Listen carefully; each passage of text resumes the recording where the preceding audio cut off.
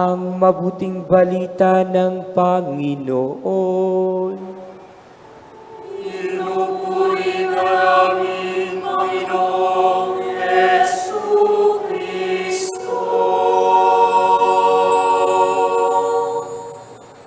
Ang lahat po ay magsiupo.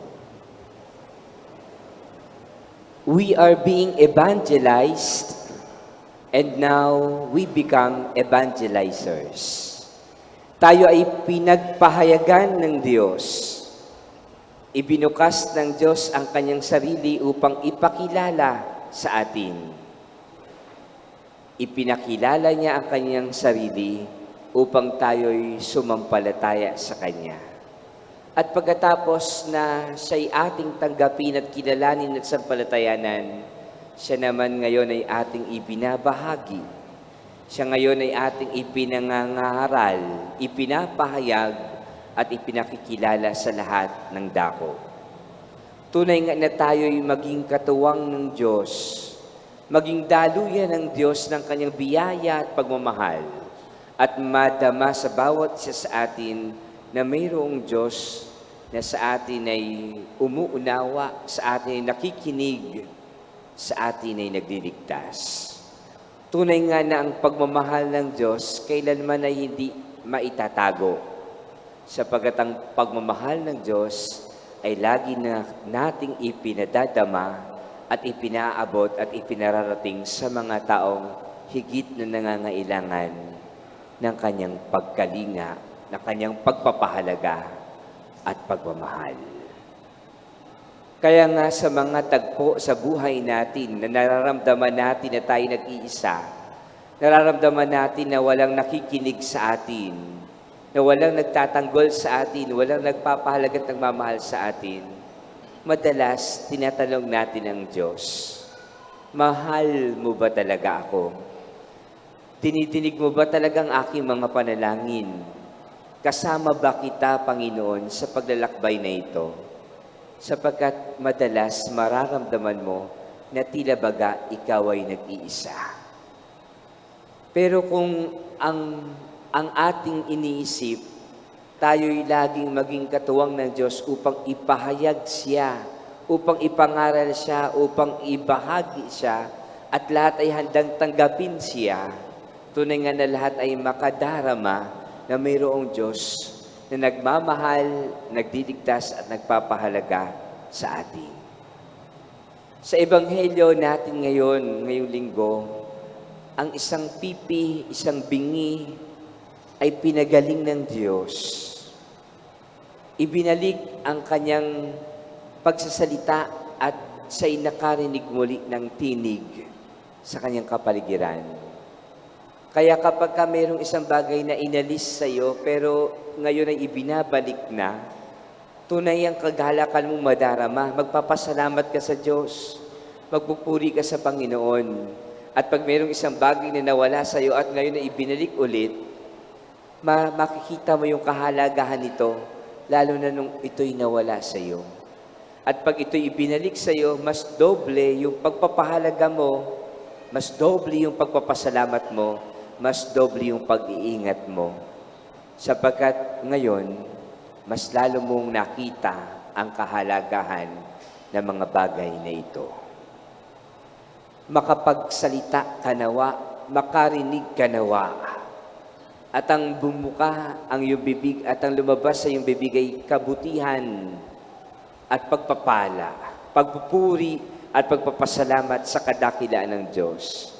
Ang marinig mo nawa ay ang mga salitang nakapagpapahilom, salitang nakapagpapalakas, salitang nakapagbibigay ng liwanag at pag-asa, salita na nagbibigay sa iyo ng katatagan upang hindi ka manghina, upang hindi ka masaktan.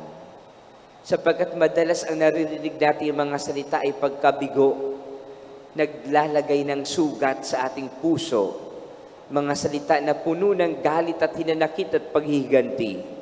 Mga salita na naglalayo ng kalooban sa bawat isa.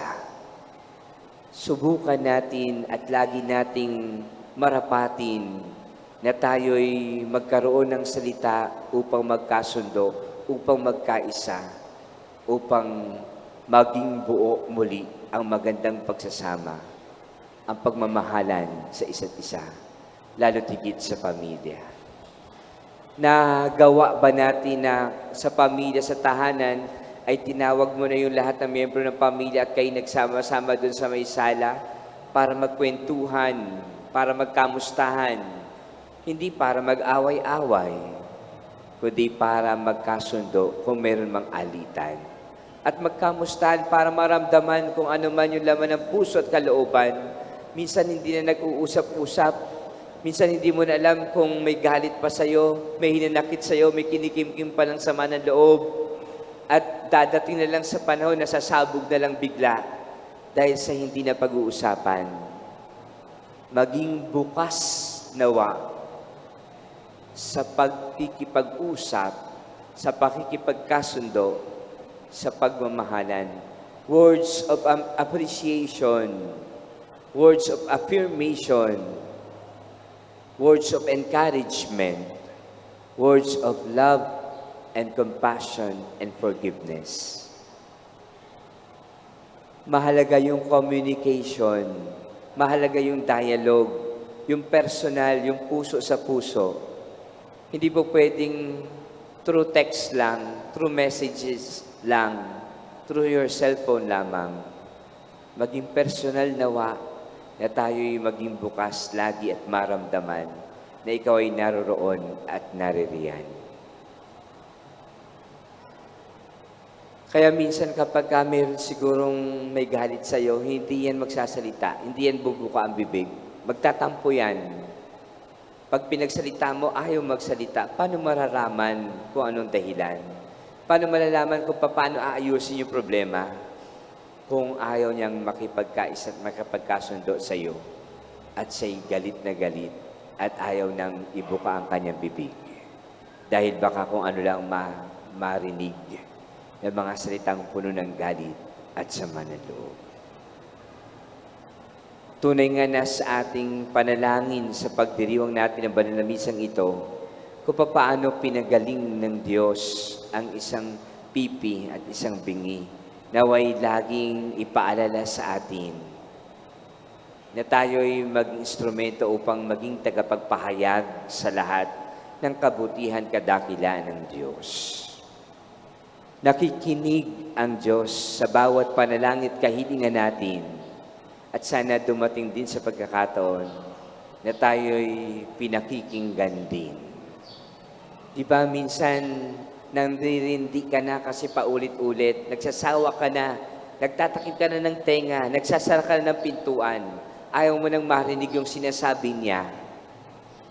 Pero we make it a point, yung boses niya, yung tinig niya, yung mga salita niya, mamimiss mo rin, lalo na kapag dumating sa pagkakataon na huling salita na pala niya yon. Huling tinig mo na pala na maririnig yon. Sapagkat baka magkasakit o kaya baka huling sandali na ng kanyang buhay. We make it a point na every moment that we are together ay we treasure yung mga salitang binibitawan sa atin. Mayroong words of wisdom, mayroong mga salita na mayroong pagkalinga at pag-aalala na kung minsan na may misinterpret natin na dahil tayo'y pinagagalitan, tayo sinisermonan, tayo pinagsasabihan, tayo itinutuwid at itinatama lamang, gano'n na yung galit natin, gano'n na yung sama ng loob natin, pero ito pala'y para sa ating kabutihan. As we continue our celebration, we always thank the Lord na tayo'y laging maging daluyan ng Kanyang salita.